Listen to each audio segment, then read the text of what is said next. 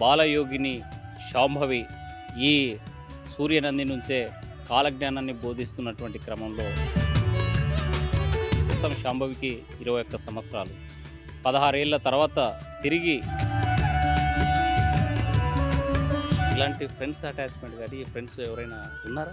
లౌకికంగా ఉన్న వాళ్ళని చాలా ఆమె చాలా హయ్యర్ స్పిరిచువల్ స్టడీస్లో. నేను ఇప్పుడు ఆమెకి పిల్లలాగున్నాను, ఆమె నాకు మదర్లాగుంది. అంత మెచ్యూరిటీ వచ్చింది, అంత స్టెబిలిటీ ఉంది. నేను ఇప్పుడు ఆమెకి కూతురునయ్యాను. బ్రహ్మం గారు కాలజ్ఞానంలో సూర్యనంది నుంచే ఆయన మళ్ళా వచ్చినప్పుడు నేను తర్వాత హిమాచల్ ప్రదేశ్లోకి వెళ్ళాను, హిమాలయాల్లో. అక్కడ పైగా హరిద్వారు, ఇంకా బ్రహ్మం గారి కాలజ్ఞానాన్ని కూడా ఇంకా అందరికీ తెలియజేయాలి, ఆ సందేశం ఇంకా బాగా. సూర్యనంది నంద్యాల జిల్లా మహానంది మండలంలో నవనందుల్లో ఒక నంది. అయితే సూర్యనంది ఒకప్పుడు తెలుగు రాష్ట్రాల్లో చాలా ఫేమస్.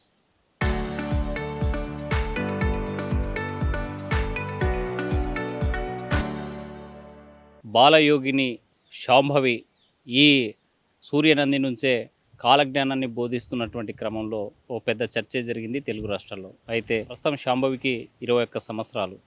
16 ఏళ్ల తర్వాత తిరిగి సూర్యనందికి రాబోతుంది. ఈ వీరబ్రహ్మేంద్ర స్వామి తాళ్లపాక గ్రంథాల్లో రాసినటువంటి రచనలన్నీ కూడా ఒకవైపు ఇంగ్లీషు, మరోవైపు హిందీ భాషలో ట్రాన్స్లేట్ చేసేటువంటి పనులు పడ్డాయి. అయితే ఆగమనం చేసేటువంటి క్రమంలో మరోసారి సూర్యనందికి బాలయోగి శాంభవి తల్లి ఇక్కడికి వచ్చారు. అయితే ఈ నేపథ్యంలోనే కొన్ని ఆటంకులు ఎదురవుతున్నటువంటి పరిస్థితి అయితే కనిపిస్తుంది. మనతో మాట్లాడడానికి ఉషారాణి గారు ఉన్నారు. మేడం చెప్పండి, బాలయోగి శాంభవి ఇప్పుడు ఎలా ఉన్నారు, ఎక్కడున్నారు?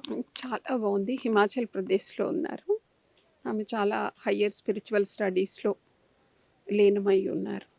అంటే మనం ప్రస్తుతం చూసాం, అంటే 5-6 ఏళ్ల వయసులో మానవ హక్కులు ఉల్లంఘన జరిగిందని, పాప బాగా చదవాలని చెప్పేసి ఒకప్పుడు సూర్యనంది అంతా ఖాళీ చేసి వెళ్ళిపోయిన తర్వాత ఏం జరిగింది? ఇక్కడ మేము ఈ కుటీరం వేసుకుని ఇదే స్థలంలో ఉన్నప్పుడు చాలామంది డెడ్ బాడీస్ తెచ్చి మా కుటీరం పక్కన పూడ్చిపెట్టడం, అది చాలా స్మెల్గా ఉండడం, అక్కడ చిన్ని పాపను అక్కడ ఉండడానికి ఇష్టం లేక మేము హిమాచల్ ప్రదేశ్ వెళ్ళాము. అక్కడ శాంభవికి చాలా హయ్యర్ స్పిరిచువల్ స్టడీస్ మాస్టర్స్ వచ్చి చక్కగా ఆధ్యాత్మికత అంతా కూడా నేర్చుకున్నది. చాలా పుస్తకాలు రాసింది. ఇప్పటికి బ్రహ్మంగారి కాలజ్ఞానం చాలా విశేషంగా ట్రాన్స్లేట్ చేసింది, హిందీ అండ్ ఇంగ్లీషు. ఇంకా స్వరయోగం గురించిన ఒక పుస్తకము, ముద్ర సహస్రముద్ర అని ఒక పుస్తకం, ధర్మహంస అని హిందూ మత సాంప్రదాయాలు సిద్ధాంతాలు ఎన్నైతే మన భారతదేశంలో ఉన్నాయో అన్ని సాంప్రదాయ సిద్ధాంతాలు ఒక పుస్తకంగా చేసింది. తను ఇంకా చదువుతూనే ఉంది, కానీ స్కూల్కి వెళ్ళలేదు. ఇంట్లోనే టీచర్స్ వచ్చి టీచ్ చేశారు.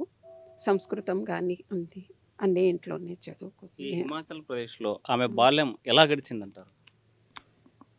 హిమాచల్ ప్రదేశ్లో ఆమె నేను బాల్యము అనుకునేటంత టైం కూడా లేనంత బిజీ అయిపోయింది. అంత బిజీగా 24 అవర్స్ ఏదో ఒకటి స్టడీసు, మంచి డ్రాయింగ్ మాస్టర్సు, మంచి ఇంటర్నేషనల్ అవార్డ్స్ ఉన్న డ్రాయింగ్ మాస్టర్స్ వచ్చి టీచ్ చేయటం, డ్రాయింగ్స్ అన్నీ, ఒకటి కాదు అన్నీ, చాలా బాగా బిజీగా, చాలా హ్యాపీగా హిమాచల్ వెదర్లో ఇన్క్లూడ్ అయ్యి హిమాచల్ నుంచి రాలేని స్థితి అయిపోయింది ఇప్పుడు. అంతా హిమాచల్కి అటాచ్ అయిపోయింది. అంటే మీరు చెప్పండి, మామూలుగా ఈ ఆధ్యాత్మికం కాసేపు పక్కన పెడితే ఒక తల్లిగా ఒక పాపను చూసుకునే సమయం, బాల్యం తల్లి ప్రేమ ఇవ్వాల్సినటువంటి సమయం ఎప్పుడైనా సరే మిస్ అవుతున్నానటువంటి భావన కలగలేదు? రియల్లీ నేను ఇప్పుడు ఆమెకి పిల్లలాగున్నాను, ఆమె నాకు మదర్లాగుంది. అంత మెచ్యూరిటీ వచ్చింది, అంత స్టెబిలిటీ ఉంది. నేను ఇప్పుడు ఆమెకి కూతురునయ్యాను. అంత మెచ్యూరిటీగా ఉంది. ఇంకా మేనేజ్మెంట్ ఆల్సో, ఎవ్రీథింగ్ నాకేం రాదు. అన్నీ తనే చక్కగా డిజైన్ చేసి మేనేజ్ చేస్తుంది. A to Z. ఇంట్లో కానీ, బుక్స్ డిజైన్ కానీ, జస్ట్ తన డివైటీస్ రిలేషన్స్ కానీ, తన టూర్ ప్రోగ్రామ్స్ కానీ అన్నీ తనే డిజైన్ చేసుకుంటుంది. తను చూస్తుంటే ఇంతవరకు అసలు నాకేమీ రాదు అనిపిస్తుంది. స్పిరిచువల్‌గా కానీ, జస్ట్ లౌకికంగా కానీ అంత బాగా నేర్చుకుంది. అంటే తల్లికి బిడ్డకు ఉన్నటువంటి అటాచ్మెంట్ ఏ రోజైనా సరే మిస్ అవుతున్నాను అనేటువంటి భావన మీకు కలగలేదు? మేము ఇంకా క్లోజ్ ఫ్రెండ్స్‌గా ఉంటాము. తల్లి, బిడ్డ కంటే కూడా. చాలా క్లోజ్ ఫ్రెండ్స్‌గా ఉంటాం. ఎవరు మమ్మల్ని తల్లి, బిడ్డ అనుకోరు. చాలా క్లోజ్ ఫ్రెండ్స్ అనుకుంటారు. అంత బాగా ఉంటాము. అక్కడ ఆశ్రమంలో హ్మ్. ఎలా ఉండేది శాంభవి? తనిప్పుడు ఫ్రీగా ఉంటుంది. ఎవ్వరు తనని కంట్రోల్ చేసేవాళ్ళు ఉండరు. తన ఇష్టారాజ్యం. తను చదువుకోవాలంటే చదువుకుంటుంది. ధ్యానం చేసుకోవాలంటే ధ్యానం చేసుకుంటుంది. ఏదన్నా రాసుకోవాలన్నా, ప్లే అన్నీ తన ఇష్టం. తను ఎవ్వరు ఈ టైంలో ఇది చెయ్యి అని చెప్పాల్సిన అవసరం లేదు. అంటే మనం చూస్తున్నాం కదా మామూలుగా ఎక్కడన్నా బాల్యంలో పిల్లల్లో ఫ్రెండ్స్ అంతా ఉంటారు చదువుకునేటువంటి, లేదంటే కాలేజ్ యవ్వనంలో ఉన్నప్పుడు కొంతమంది ఫ్రెండ్స్ ఉంటారు. ఇలాంటి ఫ్రెండ్స్ అటాచ్మెంట్ కానీ ఈ ఫ్రెండ్స్ ఎవరైనా ఉన్నారా? తనకి అందరూ స్పిరిచువల్ లైన్‌లో ఉన్న వాళ్ళనే ఎన్నుకుంటుంది. లౌకికంగా ఉన్న వాళ్ళని చాలా ఇరిటేట్ అవుతుంది. ఎప్పుడూ జస్ట్ మేకప్‌లు ఇవన్నీ అంటే తనకి చాలా అసహ్యము. మరి చిన్న చిన్న డ్రెస్సులు వేసుకునేవాళ్ళు ఇట్లాంటి వాళ్ళతో అస్సలు వాళ్ళని ఎవరిని ఇంట్లోకి అలౌ కూడా చేయదు. అలాంటి మెంటాలిటీ వాళ్ళది. డిగ్నిఫైడ్ పీపుల్‌తోనే ఉంటుంది. స్పిరిచువల్ అండ్ డిగ్నిఫైడ్ పీపుల్ అట్లా వాళ్ళతోటే ఉంటుంది. ఉన్నారు తనకి చాలామంది, వేల మంది ఉన్నారు. కానీ అందరూ స్పిరిచువల్ వేలో వాళ్ళు. ప్రత్యేకంగా తను ప్రత్యేకంగా ఉంది అంటే తన లైఫ్ స్టైల్ బై బర్త్ అట్లా తయారైపోయింది.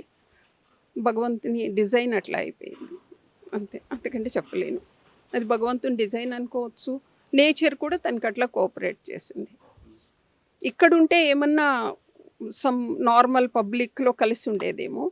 అక్కడికి వెళ్ళిన తర్వాత అందరూ హయ్యర్ లామాలు, హయ్యర్ కుంభమేళాలో మంచి గొప్ప గొప్ప సెయింట్సు, అన్ని రిచువల్స్, హయ్యర్ రిచువల్స్ అన్నీ చూడటం వల్ల ఇంకా అతనికి చాలా మంచి బుక్సు, అన్నిటికంటే మెయిన్ చాలా మంచి లైబ్రరీసు, చాలా మంచి బుక్సు, చదివే విధానము, దాన్ని డైజెస్ట్ చేసుకోవడం, దాన్ని ఎక్స్‌ప్లెయిన్ చేయటం, ఇది బాగా నేర్చుకుంది.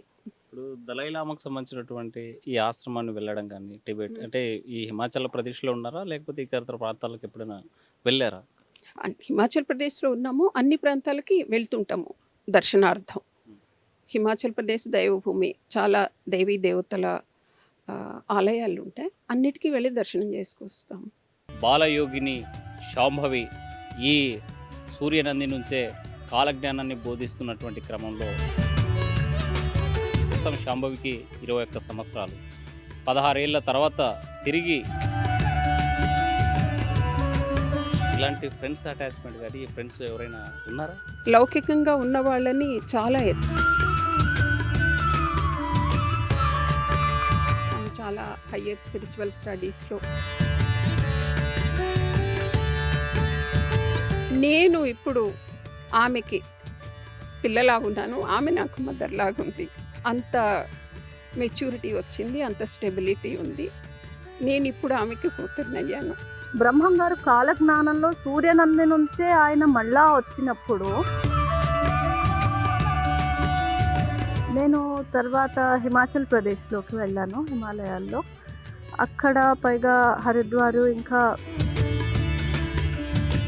బ్రహ్మం గారి కాలజ్ఞానాన్ని కూడా ఇంకా అందరికీ తెలియజేయాలి, ఆ సందేశం ఇంకా బాగా. అది ఆధ్యాత్మికంగా ఉన్న శాంభవికి ఫుడ్ యాక్టివిటీస్ ఎలా ఉండేది? తన ఫుడ్ 99% నేనైనా చేస్తాను, తనైనా చేసుకుంటుంది. చాలా బాగా టేస్ట్‌గా చేస్తుంది నాకంటే కూడా. నార్మల్ ఆంధ్ర ఫుడ్, తమిళనాడు, ఆంధ్ర ఫుడ్డే తీసుకుంటుంది.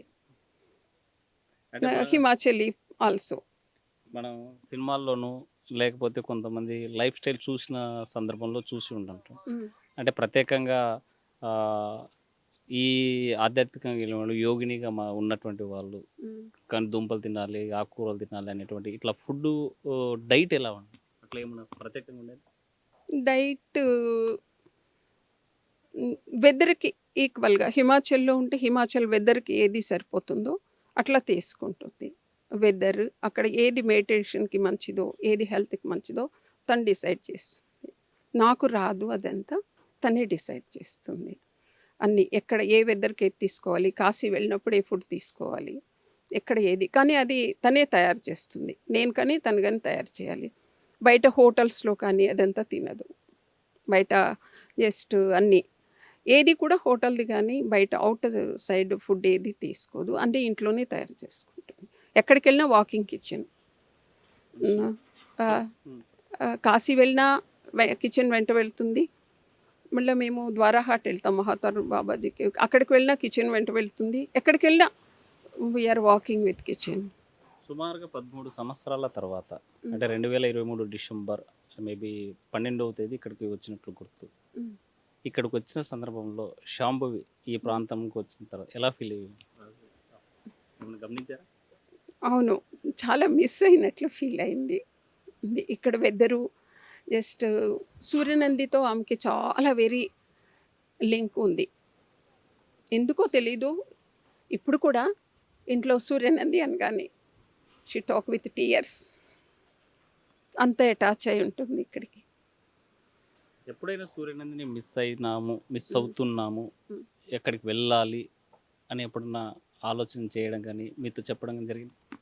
చాలాసార్లు చెప్తుంది, చాలాసార్లు సూర్యనంది వెళ్ళాలి, అక్కడంతా బ్రహ్మంగారు కి ఒక సింహాసనం ఏర్పాటు చేయాలి, అక్కడ మంచి తపోభూమిని క్రియేట్ చేసి పెట్టాలి, మంచి ఎనర్జెటిక్ ప్లేస్గా చేయాలి. రోజు రోజు ఒక్కసారైనా తను ఈ విషయం మాట్లాడుతుంది. ఇక్కడ ఎందుకు సూర్యనందితో అంత అటాచ్మెంట్ అంటే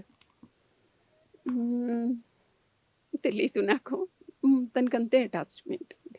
చిన్నప్పటి నుంచి ఇక్కడికి వచ్చిన దగ్గర నుంచి సూర్యనంది అంటే ఈ వెదర్ కానీ టెంపుల్, ఈ ప్లేస్, ఈ ఎర్త్ చాలా ఇష్టపడుతుంది.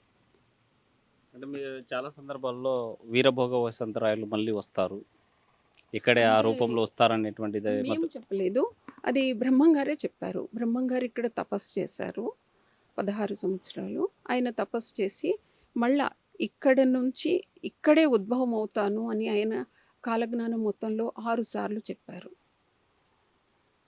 6 సార్లు చెప్పారు. ఆయన ఏం చెప్పారో అది ఇక్కడ చేయటానికే మేము ప్రయత్నిస్తున్నాము.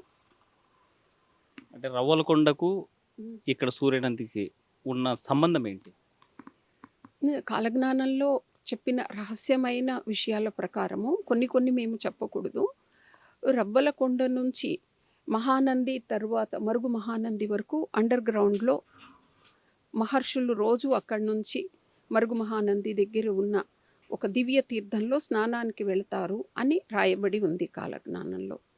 సూర్యనందిని గురించి చాలా ప్రత్యేకంగా చెప్పబడింది. సూర్యనందిని గురించి చెప్పిన ప్రత్యేకత ఏంటి? సూర్యనందిని చాలా చెప్పారు. సూర్యనందిని గురించి కొన్ని చెప్పకూడదు, కొన్ని చెప్పొచ్చును. చెప్పగలిగే అంశాలు చెప్పండి.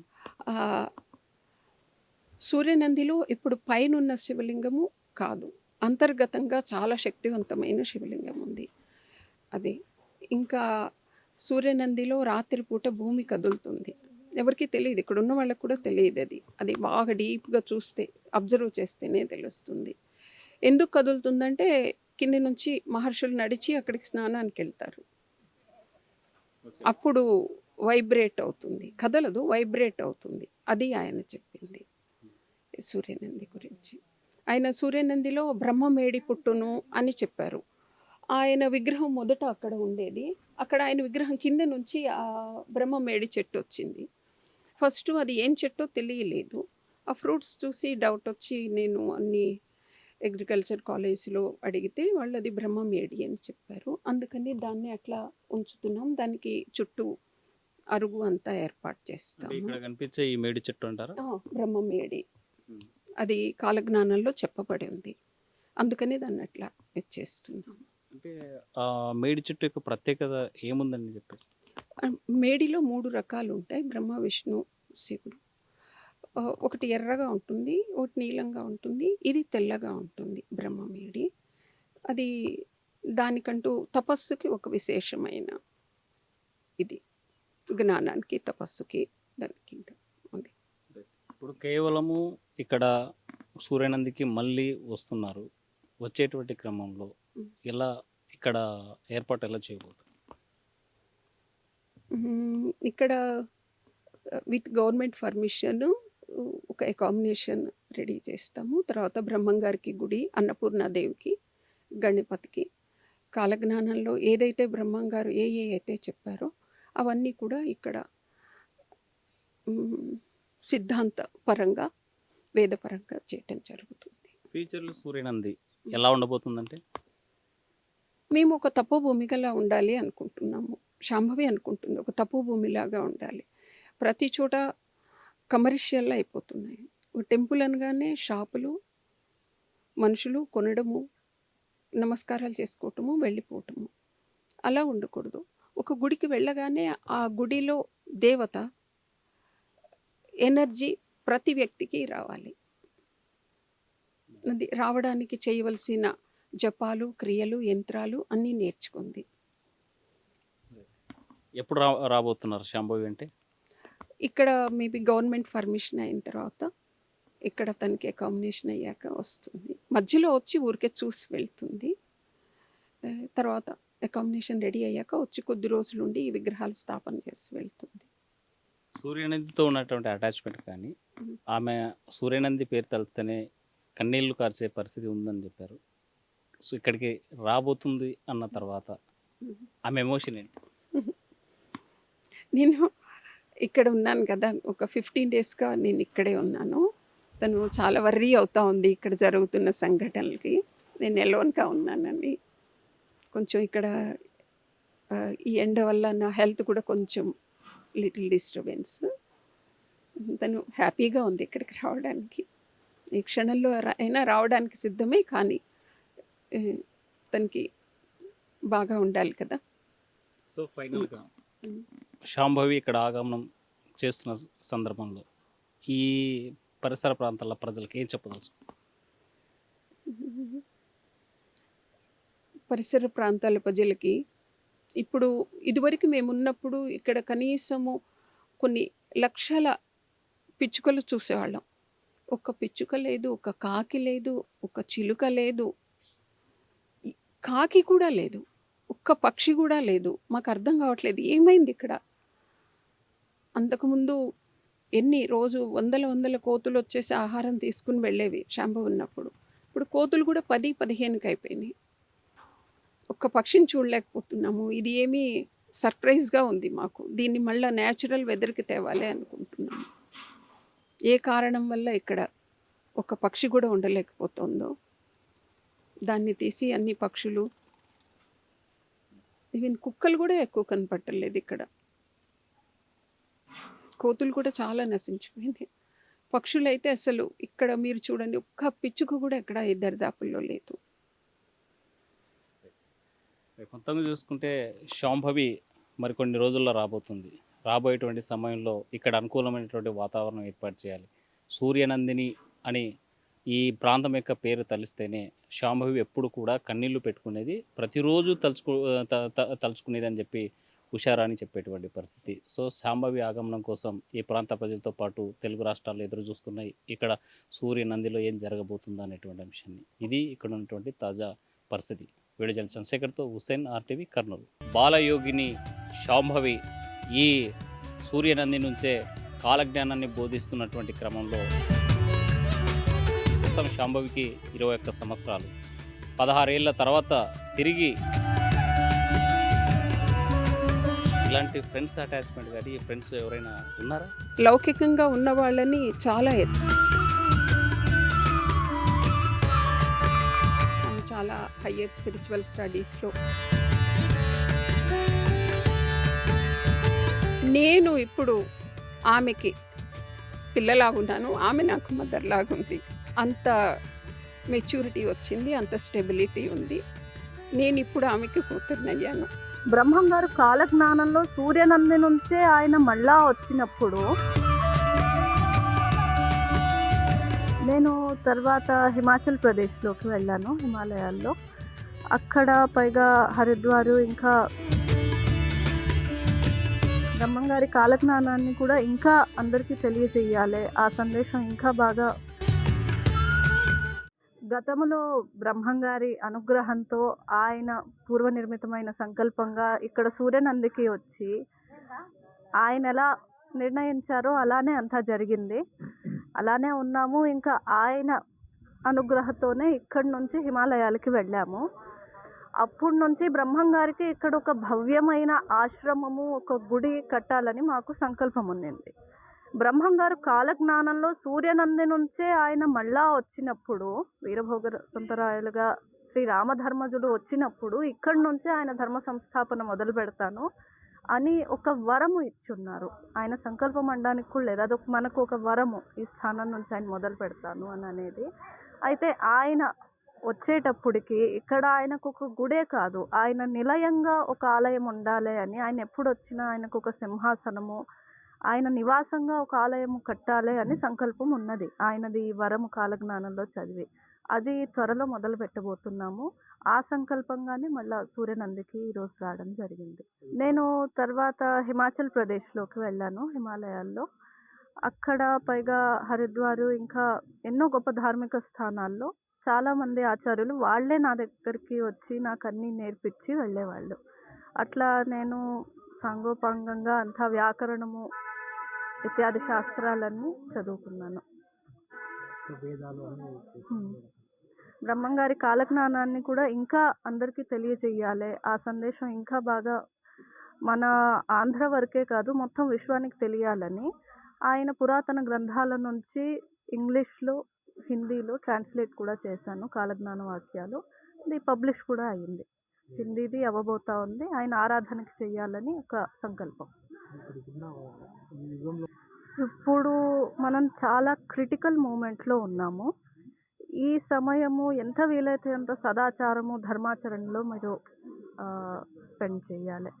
ఎంత వీలైతే అంత ఎప్పుడు క్షణము ఈ లౌకిక ప్రపంచం లాగుతుంది, కానీ మీరు ఆధ్యాత్మికంగా ఉండి, కాలజ్ఞానంలో బ్రహ్మం గారి ఉద్దేశ్యమే ఇది చెప్పినందుకు, ఈ భూమి మీద ఏది మీది కాదు అది గుర్తుపెట్టుకొని, ఇవన్నీ ఎటు నశించిపోతాయి, నిత్యమైంది దేవుడు, ఆ పరమశాంతి, ఆ ఆనందాన్ని పొందడానికి మీరు క్షణం ప్రయత్నిస్తూ ఉండాలి. దానికి మరీ ఎక్కువ చేసేది కూడా లేదు, సదాచారంగా ధర్మాచరణ చేస్తూ ఉండండి, ఎప్పుడు దేవుడి సాన్నిధ్యంలో ఉండండి.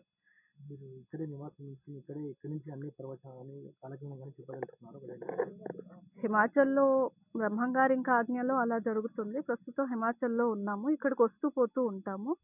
తర్వాత ఇంకా బ్రహ్మం గారి ఇచ్చ అంతా ఆయన మీద. అవును, అది ఆయన ఆజ్ఞతో, ఆయన ఎప్పుడు అనుకుంటే అప్పుడు జరుగుతుంది. ప్రత్యేకత ఉందంటే ఇక్కడ బ్రహ్మంగారి నుంచి సూర్యనంది నుంచి ఈ పట్నం కావాలని, పర్యామణ పట్నం కావాలని మొత్తం అనుకుంటున్నారు, జనాలు కూడా కనుక్కుంటున్నారు. బ్రహ్మం కూడా చెప్పిన కాలజ్ఞానంలో ఉందంట, కాలజ్ఞానంలో కూడా రాసిండారు.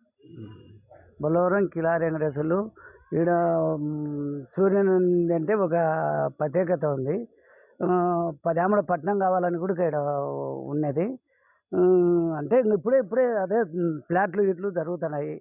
ఇంకా బ్రహ్మంగారి విగ్రహం కూడా పెట్టాం. పొలం 2 ఎకరాల పొలం, అప్పుడు ఈడనే వచ్చి ఈడ గుడి కట్టేయాలని, పొలం కొని అన్నీ ఇంప్రూవ్ చేయాలని వచ్చి అంతా దళాయి లామా వస్తాడని రోడ్డు కూడా శాంక్షన్ చేసినారు. అన్నీ ఇమీడియట్గా జరిగిపోయినాయి.